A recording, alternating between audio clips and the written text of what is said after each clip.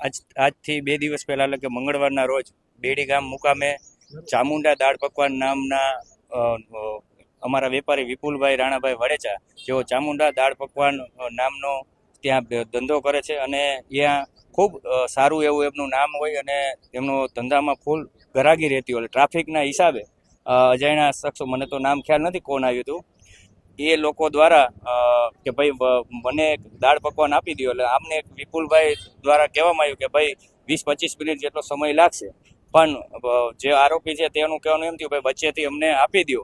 આપવાની ના પડતા તે લોકો ઉશ્કેરાઈ જતા વિપુલભાઈને ગાળો દીધી અને હાથ ઉગામ્યો.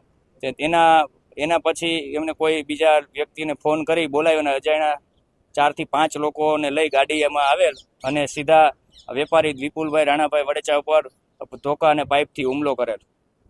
બસ કે ભાઈ આવી રીતના જેઓ ગુંડાગીર્દી થાય એ ગુંડાગીર્દી બંધ થવી જોઈએ. અને વિપુલભાઈ રાણાભાઈ વડેચા જેઓ છે બેડી ગામના છે ને હું પણ બેડી ગામનો એક આગેવાન હોય, બેડી ગામના આગેવાન વતી અને અમારા સમાજના રાજકોટ શહેરનો પ્રમુખ હોય ચુવાડિયા કોળી સમાજ ટ્રસ્ટમાં, તો અમારે સમાજની એક માંગણી છે કે ભાઈ આવી લુખાગીરી ન ચાલે અને જે પણ કોઈ લોકો આમાં સંડોવાયેલા છે એમને કડકથી કડક કાર્યવાહી